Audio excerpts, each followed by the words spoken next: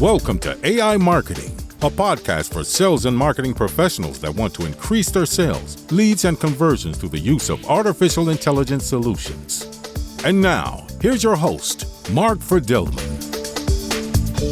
Hello, everyone. Welcome to another episode of AI Marketing. And we've got a great guest today. We haven't done this topic before, Nick, but Nick I'm going to let you give him his background. We're going to talk about now that kids are going back to school, and we also have marketers like you in the workforce. What is the prevailing view in school versus work about using AI? I could tell you from personal experience, since my son goes to UCLA, that they frown on it. But we're going to talk about that. But before we do, Nick, would you introduce yourself? Hi, Mark. Thanks for having me on. I am excited about the energy, and I'm looking forward to the conversation. I'm sitting here in the Ferry Building of San Francisco, California, looking out across the bay. As you mentioned, it's back to school time. We're in a nice rhythm and routine, being a couple weeks into the school year. I teach myself. I teach at my alma mater, the California College of the Arts, in a design strategy curriculum for MBA students. I also do some adjunct professoring, if that's an actual verb, at a number of different institutions, but it's always been a big part of my life, is to try to engage myself with students and people that are coming into the field, because again, it's one of the most rewarding and engaging things I do all year, is seeing these young or mid-career professionals try to pivot, try to learn new skills, and really be cognizant of the things that are changing around it. One of the bits of my origin story was when I was a kid. I was sitting there at Boy Scouts. Actually, it was Cub Scouts. I was young enough. And one of the den moms handed us kids pen and paper and told us to keep quiet for 15, 20 minutes. And I remember at the time I was into dogfights and airplanes and World War II.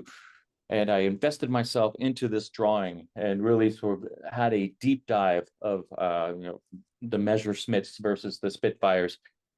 And I remember picking my head up at about 15 or 20 minutes and feeling that sense of a time warp. I don't know, Mark, if you've ever felt that sense of flow, a flow state. All the time. I try to get into it all the time. It's something that we should recognize. What gets us into that state? Where does time start to shift and slip? And we could spend all day doing it if so inclined. And now, as I'm older, I look back at that event and thought that was a wonderful early example of flow state, where I picked my head up.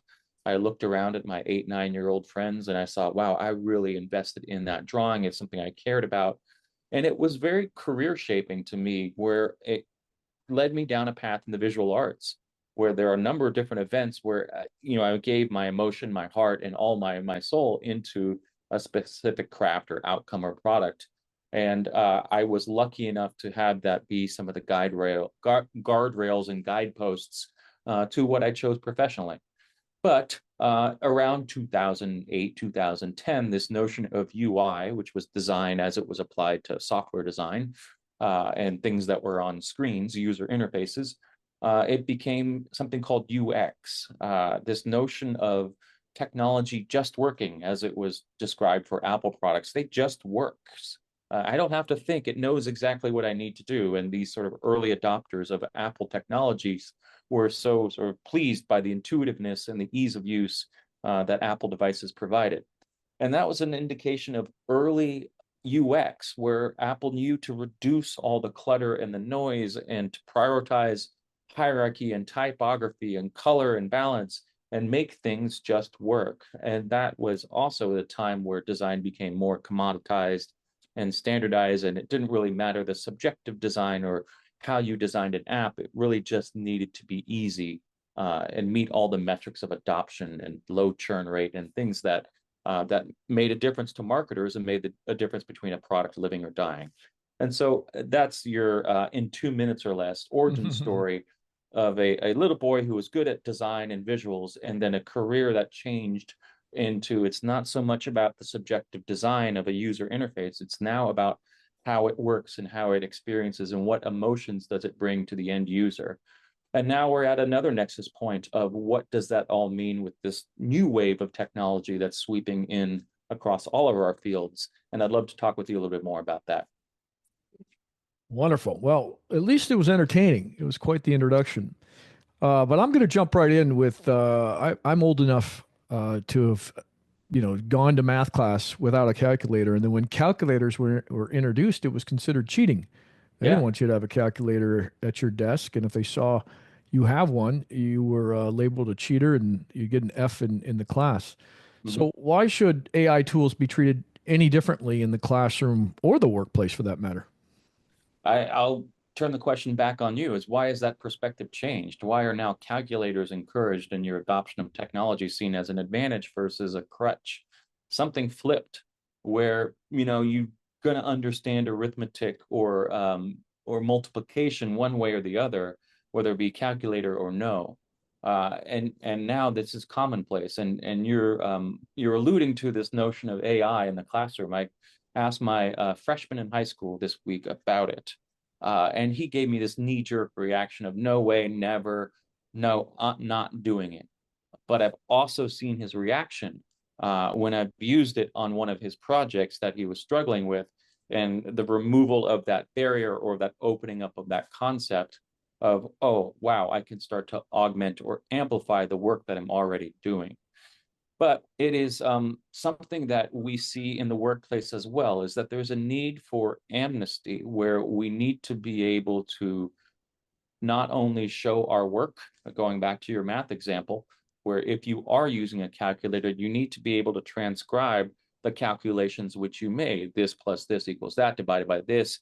And yes, you're using a calculator to validate and verify everything, but you also have to narrate and understand how you got there. And I think that's true with AI as well, is that if we have these outputs or these deliverables that we're using generative tools to help produce, we need to share that with our coworkers. We need to establish mentoring programs. It needs to not be seen as something I do in a corner or in a silo, but something that I can improve everybody's process with. Because right now, nobody's used these tools before, certainly not in an enterprise workplace. And we all need to help one another get better at it. Okay. My perspective is the professors, teachers, what have you, just aren't ready for this. They don't Mhm. move quick enough. That's true with social media. That was true with almost any big major change in the world. They're just slow and they get Mhm. comfortable. I don't blame them. I don't want to keep updating my curriculum if I'm a professor, and I know you're doing it. But to just single-handedly wipe it out, call it cheating, without really thinking about it and thinking about the future, I think is a little lazy. Yeah, So, and in the workplace, I haven't seen a whole lot of, hey, you're doing your work with AI. Please stop that. Maybe judges and attorneys, attorneys that are submitting sure. things that are not reviewing. Yes, and even in the workplace, if you're not reviewing what AI is putting out, whether it's content or something else, then shame on you. Yeah, The AI is not quite there yet. It's great when it's great, but yeah. sometimes it hallucinates. Sometimes it just gets stuff wrong. It Yeah. depends on where the LLM is pulling the information from. And it's a So trigger word. If you say even the word AI, it's a triggering term. A lot of people have different emotions about it. And that it's I play a little game on podcast is how many minutes in are we going to be before the word AI gets used? And it typically ranges between 2 and 3. And so you and I have set a new record on our conversation.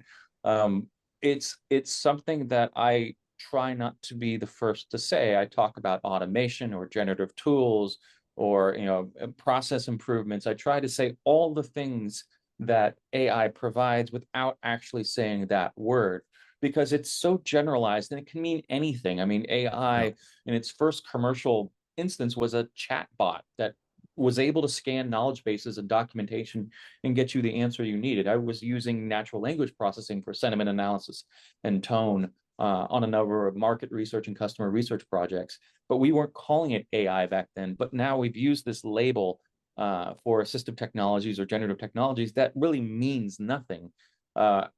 It's if those of you who know what the Turing test is, yeah, there was a British mathematician that tried to design a computer that would have a output that wasn't perceptible by humans, that it was a computer that was asking the questions, and it became this Turing test, and it was from the 50s and 60s. I'm probably getting my math wrong, but that's where we are today. Is even in the world of a podcast host, I can tell whether or not you wrote these questions or you had an algorithm go scrape every conversation I've had on a podcast and suggest 5 questions to ask me. Like, I understand the person that's connecting with me on an emotional level that is smart enough to have follow-up questions and expansion questions and find points of vulnerability that I might expose to you. And I know the difference between that and somebody who's just reading off of a script. And you mentioned the lawyers and the attorneys and those who work in more specialized fields. You can certainly tell the difference between an output that hasn't been edited or scanned or starting to been thought through and one that was just dumped on you. And so that Turing test is all around us right now. And Do you so think it could pass it? Are we past the Turing test? no, not out of the box. I don't think so either. The best example I've seen is ChatGPT audio. Mhm. Damn good, Jesus. I mean, better Yeah, answers yeah. than most therapists or attorneys or what have you. But you could still tell. It's as great as it is. You could still tell. Yeah, it's concerning. I just spent a week in the mountains with a guy who uses voice assistants in a way that I would never imagine. I don't know if it's demonstrative or just self-conscious, but he would talk to it for 30, 40 seconds at a time and ask this very verbose question and have it talk back to him. This is a guy that doesn't have a lot of friends, but he was Yeah. really using these assistants to ask questions that were sometimes whimsical and sometimes factual. And I have been asked on more than one podcast about AI companions, and you mentioned AI therapists, those that are crossing the boundaries between using these tools in the workplace and using these tools for emotional support. And it's nowhere near that level of intensity and emotion that I would use for wanting a friend. Mark, I'd like to think I'd call you first. Well, I hope so. All right. Big question on my mind, and I don't really have the answer to this because I don't think we've had it around long enough. But do you think that using generative AI actually kills creativity, or does it just force us to redefine what creativity looks like? I would argue the latter. There's no such thing as writer's block anymore. And now it's an assessment of inputs and signals for which we have to analyze. Um, Now, some of the signals are garbage and some of the signals spark new ideas, but we don't take these on their face. We shouldn't sort of accept these as the end product. We should use these as opportunities to think about other things and other questions and other investigations of thought. So no, not killing creativity. I wouldn't think the digital camera killed photography. I wouldn't think that the calculator killed mathematics. I think that these are just new tools. And in 5, 10 years, it's going to become passe, where there was this time around 2000, 2005, where Adobe Photoshop introduced the drop shadow. It used to be like a 6-step sequence where you'd have to draw a stroke outline, you'd have to offset it, and you have to apply a Gaussian blur. You do that all on a separate layer and then put that behind whatever uh, frame or picture you're trying to display. And then with version like 1.5 or 2.0 of Photoshop, it became a one-click drop shadow. And all around the web, all of a sudden overnight, you'd see these drop shadows and bevels and embosses and all these filters and effects that became commonplace because they were now one click instead of the 5 or 6 steps that it took to get there. And I think that's what we're going to see in our email inboxes. Like, oh, this is AI slop that somebody's trying to generate opinion or reaction from. And the same thing's true with websites. Like, you can tell Hmm. these UIs are all done through patterns. And I going back to marketing and to you marketing directors out there, it really emphasizes the need for emotion and what's the word I'm looking for, like tact or tactical, or things that are authenticity of our message and our brand and our engagement with people. Because again, it's going to be garbage in, garbage out with regards to all that's been algorithmically generated. Okay. Yeah, I think it's going to make us all more creative to heights that we couldn't imagine. Like you and I will be able to create our own movies in 5 years, and they'll be Yeah. damn good. Which brings me to my next question. Should we trust algorithms to shape human interactions, or should humans always have the final veto in design decisions? You're human in the loop. Should we trust algorithms to shape human interactions, or should we always have a human in the loop? I'm not quite sure who I'm designing for anymore, because now we have agents to do actions like buying tickets or restaurant reservations, or very common workflows and tasks, where now the human doesn't even have to click anymore. They can just give authentication for an agent to go do these tasks for them. There are commercial products in the workplace already that are moving mouses and filling out forms on our behalf. And so, whereas before we wanted to put in this notion of how do we provide a user experience to our human users so they don't get stuck or they don't get confused, now that equation is starting to change. Or like, how does our generative UI fulfill the algorithm to complete the form at a higher level? So it is now we're on the precipice of this change. It in 2008, 2010, there was a wave of people who rejected mobile first, where we had this notion of when you design a product or an application, you do it for a mobile device first. Like, no, no, no, nobody would ever want to do this on their phone, buy a ticket or do a thing, because those were traditionally reserved for desktop experiences. Well, that notion is gone, Mm-hmm. where everything is on our phone. Now, mind you, spreadsheets are hard. Yeah. Forms are not as hard, but spreadsheets are still pretty hard, and a lot of that CRM software and stuff tends to be fairly desktop specific, but it still has service design principles that extend into mobile devices. And so I think when we look at AI and how human interactions occur, we should assume that eventually it's going to be as much of an agent's job as it is a human being's job, which goes counter to that point that I just made about wanting to be authentic and wanting to be tactful and show that there is a human in the loop. So that is a question that I'll just dance around and leave you spinning, Well, that's the wanting way more. I think we're all spinning based on what's happening in the AI space and where it's headed, Yeah, especially when we talk about AGI and ASI. But we're not going to talk about those here and now, and nobody knows when it's yeah, coming. Not really, but we all know yeah. it's coming. But I do want to ask you to speak to the CMOs that are listening. And as companies are scrambling to upskill their workers on AI, first of all, is there a real problem with the lack of skills in using AI, or is it something else? Well, let me rephrase that. Is the problem a real lack of skills and the training, Mhm.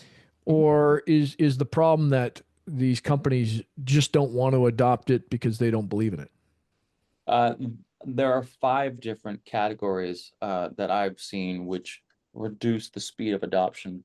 It's cultural, where maybe the organization doesn't have the desire or um, the ethics to want to adopt AI. Again, it's a buzzword or a scary word. It could be from a data perspective, where from an integration standpoint, the data isn't great. Either your reporting and your analytics isn't solid, and therefore to use generative tools to analyze this and make sense of where your media spend should be, or what you're seeing from an unstructured data, the qualitative data, that's not ready yet.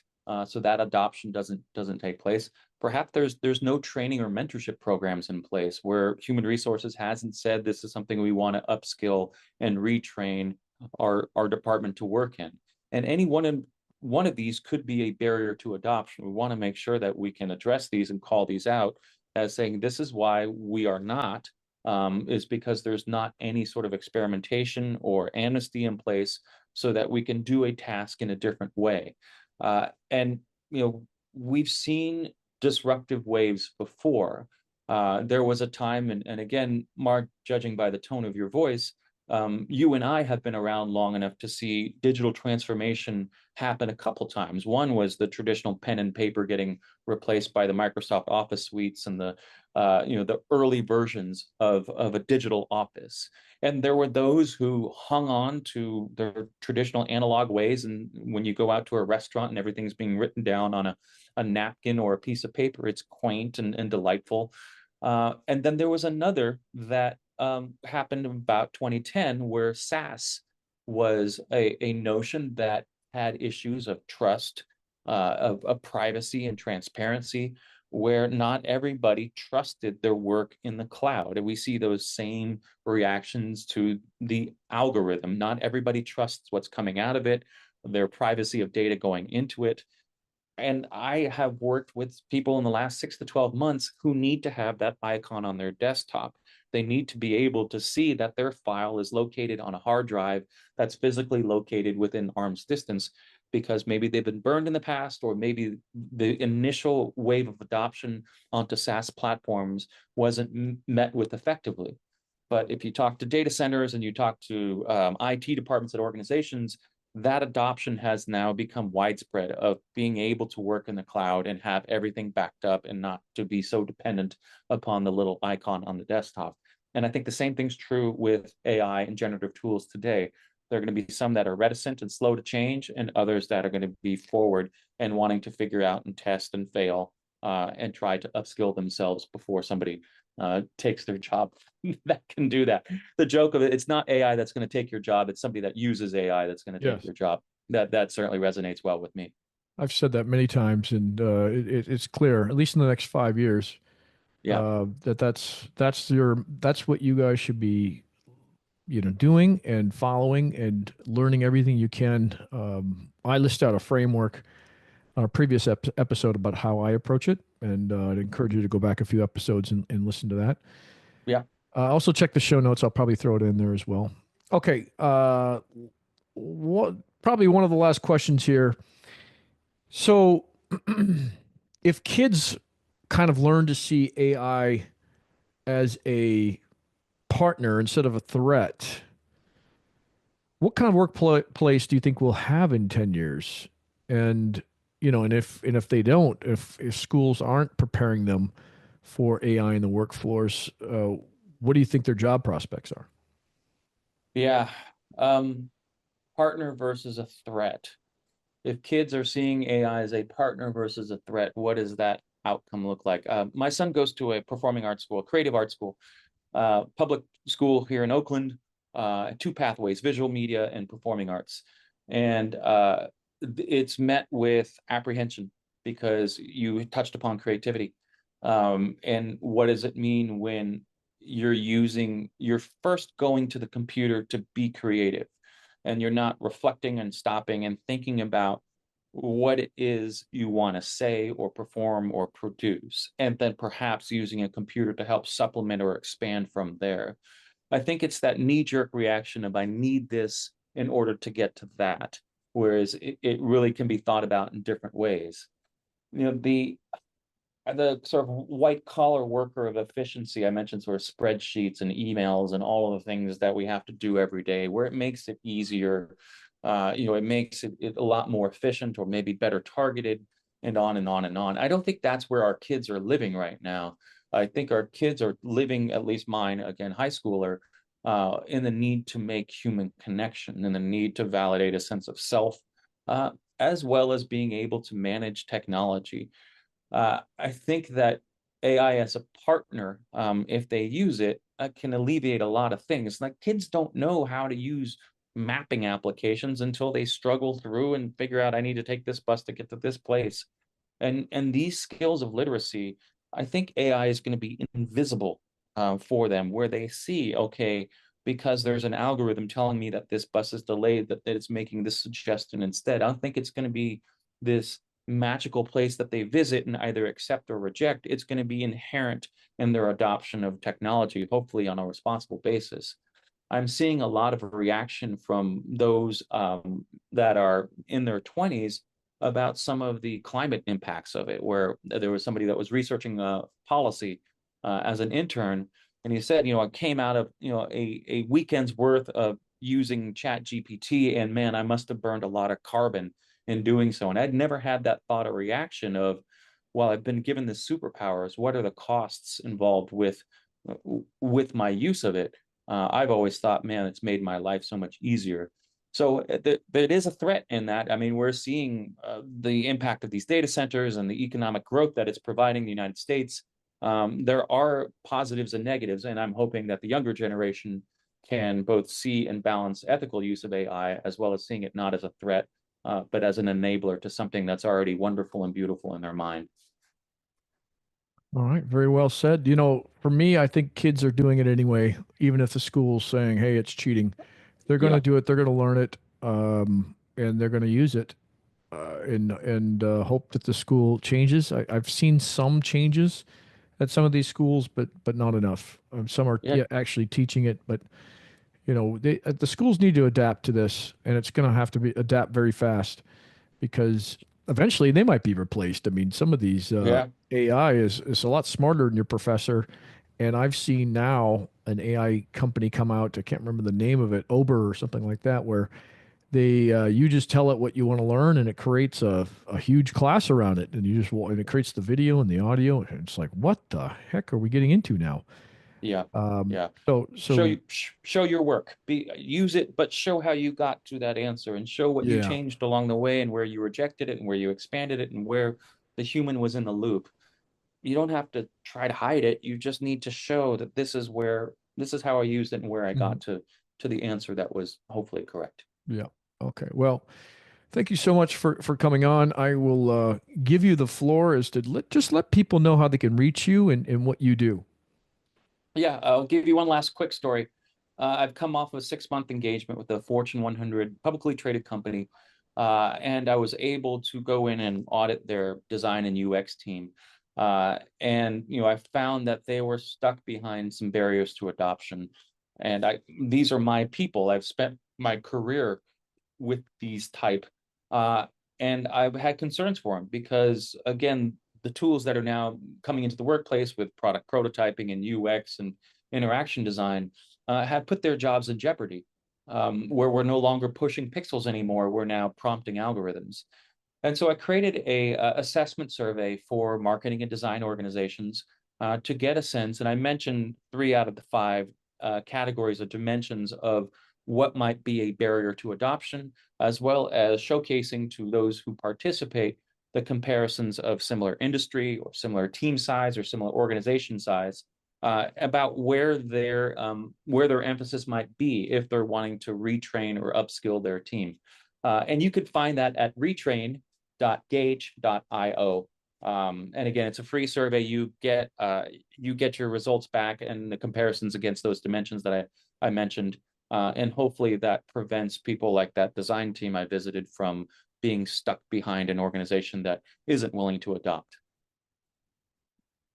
All right. From my side, you guys know I have a book coming with my co-author Jazz Dillon. It's called Agentized. We dive into this topic. Is one of the topics that's in the book, amongst others, including when robots arrive and when AGI and ASI arrive. Or do we all lose our jobs? Or is this going to be a better world or a worse world? We answer all those questions. We've put in a lot of thought, interviewed a lot of important people, and I think once you pick up this book and read it, you'll be far better than your peers. Nick, we might add some of our conversation here to the book. You I, never know. for one, welcome our new robot overlords. I don't think they'd have any motivation for taking us out. Like some people say, well, why don't they just get rid of us? And I'm like, well, what's the motivation for that? We're not threatening them. They can't be killed. Even if you take out a robot, they just download it and put it right back in another robot. Yeah. So I don't know what the motivation would be, but we're actively thinking through this and doing simulations as to why they would ever do that. But too much. We're talking sausage making here.